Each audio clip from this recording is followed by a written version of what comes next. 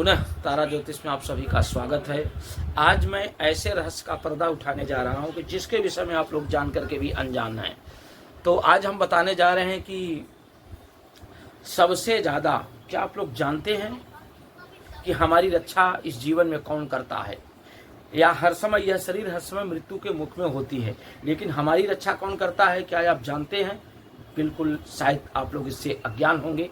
तो आप जान जाइए कि सबसे ज़्यादा कुंडली में अगर फल मिलता है तो कर्म का, तो कर्म जो है सबसे ज़्यादा करना चाहिए। जो अच्छा कर्म करेगा तो लोग कहते हैं अच्छा फल मिलेगा, कुछ लोग कहते हैं जो अच्छा नहीं कर रहा है फिर भी उसको अच्छा मिल रहा है, तो कुछ तो उसके अच्छे कर्तव्य होंगे जो उसको अच्छा फल मिलता रहता है।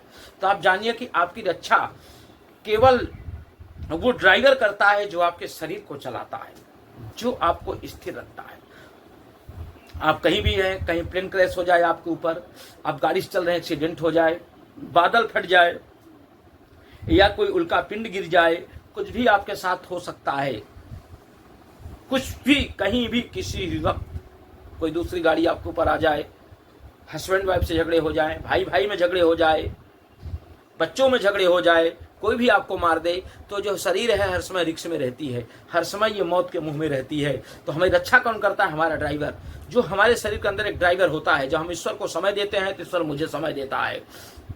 तो जो हम उसकी आराधना पूजा पाठ, यानी जो हमारे अंदर जो ड्राइवर है, जो ड्राइवरी करता है, जैसे हम साइकिल चलाते हैं, हम 4 व्हीलर चलाते हैं, हम कुछ भी चलाते हैं, तो ऐसे हमारे मन में एक हमारे आत्मा में एक ड्राइवरी करता है कि आपको इधर चलना है, ये काम करना है, बुरा काम नहीं करना है। आप बुरा काम करोगे आपको 10 बार वो रियलाइज कराएगा भैया बुरा काम मत करो, बुरा काम से नुकसान होते हैं, इसलिए 100 बार वो आपको आगाह कराएगा। लेकिन हम आप उसकी बात को सुनते नहीं, उसकी बात को मानते नहीं, अनदेखा कर देते हैं, पर वही एक मृत्यु का कारण बनता है। कोई भी चीज, हम रास्ते से कोई लड़की जा रही है, हम उसको छेड़ना शुरू कर देते हैं, पर एक मेरा मन कह रहा है कि इसको ऐसा मत करो। किसी साथ हर समय वो सच सिखाता है, क्योंकि जो हमारे अंदर जो ड्राइवर बैठा, जो आत्मा बैठी है, वो आत्मा मुझे अच्छी शिक्षा देती है। लेकिन हम आत्मा की बात को नहीं मानते, हम परमात्मा को नहीं मानते, अपने आप को हम अरे हम तुमको देख लेंगे, हम ये कर देंगे, हम वो कर देंगे, ये देखने की बात। जिस शरीर का ही कोई भरोसा नहीं है कि मुफ्त मिली है एक दिन चली जाएगी, ये शरीर के अगर दोनों हाथ काट दिया जाए तो आप क्या कर सकते हो? कुछ नहीं कर सकते हो।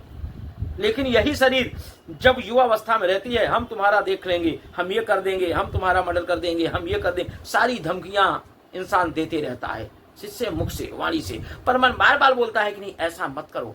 इसलिए सही कर्म इंसान को करना चाहिए, सही चीज करना चाहिए। यह जो ड्राइवर है, जब आपको घर से लेकर बाहर निकलता है, आपको ऑफिस ले जाता है, ऑफिस का पूरा काम करवाता है, फिर आपको अपने घर सचमुच पहुंचाता है, क्योंकि आप सही रास्ते पर चल। इसलिए यदि आप सही रास्ते पर नहीं चलेंगे, कहीं ट्रेन से गिर जाएंगे, कहीं ट्रेन में किसी से झगड़ा हो जाएगी, ऑफिस में किसी से उलझ जाएंगे, क्योंकि आपकी जो दिमाग है वो स्थिर नहीं है, मन अस्थिर है। तो हमेशा मन को स्थिर करो। जब मन को स्थिर करोगे, जब मन आपका स्थिर रहेगा तो बॉडी स्थिर रहेगी, बॉडी स्थिर रहेगी तो शरीर स्थिर रहेगी। तो हमको शरीर को स्थिर करना है, हाथ को स्थिर करना है, पांव को स्थिर करना है कि हम पैर जमीन में रखूं, हमारे पैर में चोट न आए। अंधेरे में जैसे नहीं चल पाते, टार्च की जरूरत पड़ती है, तो इसलिए हमें सूर्य की जरूरत पड़ती है, चंद्रमा की जरूरत पड़ती है। तो हर समय हम एकाग्र रहें और अच्छे विचार, अच्छी सोच के साथ आगे बढ़ें। घर में कोई नेगेटिव होती है, कोई कुछ भी होता है, उसको पूरा ध्यान रखा जाए। उन चीज़ों को पूरा ध्यान रखने से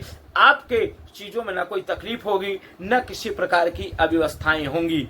तो जो ड्राइवर है, आप अपने अंदर शरीर के ड्राइवर की खोज करिए, उसको पहचानिए, वो सारी आपको अच्छी रास्ता बताएगा। कहीं आपको भटकने की जरूरत नहीं है, न कहीं ज्योतिष के पास जाने की जरूरत है, पर उस ड्राइवर को पहचानना बहुत जरूरी है। यह ड्राइवर आपको सब कुछ सिखाता है। आप सामने वाले को पहचान जाओगे कि हमारे पास चोर खड़ा है कि मुझे मारने वाला खड़ा है, आज हमारे साथ क्या होने वाला है क्या नहीं, ये सारा चीज आपको मन आपको बतलाएगा। लेकिन आप उसको समय ही नहीं देते हो। आपको अपने काम से, अपने चीजों से, बच्चों से, मोबाइल से फुर्सत नहीं है। सारा दिन मोबाइल देखेंगे लेकिन अपनी आत्मा की ओर नहीं सोचेंगे। सुबह उठो, 4 बजे 2 मिनट आधे घंटे उसको समय दो कि हे परमात्मा, हे आत्मा, ये आत्मा को परमात्मा से मिलन कराओ। जब यह आत्मा परमात्मा से मिलन कराएगी तो आपका ध्यान जाएगा। जब ध्यान जाएगा तो आपकी सोच अच्छी आएगी। जब अच्छी सोच अच्छी होगी तो माइंड स्थिर होगा। माइंड स्थिर होगा तो जो चीजें निकल के आएंगी एक पॉजिटिव रूप में बदलती आएंगी कि सुबह मुझे ऐसे करना, ऐसे रहना। जैसे आप ब्रश करने के लिए कोई नहीं बताता, टॉयलेट करने के लिए कोई नहीं बताता, खाने खाने के लिए कोई नहीं बताता, नहाने के लिए कोई नहीं बताता, कपड़ा पहनने के लिए कोई नहीं बताता, चप्पल पहनने के लिए कोई नहीं बताता, ट्रेन के लिए टिकट लेने के लिए कोई नहीं बताता। इसी तरीके आपको यह सारा ज्ञान आत्मज्ञान हो जाएगा। तो आत्मज्ञान की प्राप्ति कैसे करें?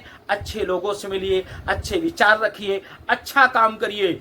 जब आपको आत्मज्ञान हो जाएगा तो फिर आपको किसी और की ज्ञान की जरूरत नहीं है। तो शायद आप लोग हमारी बातों को समझे। नेक्स्ट वीडियो में फिर मिलेंगे। जय श्री राम।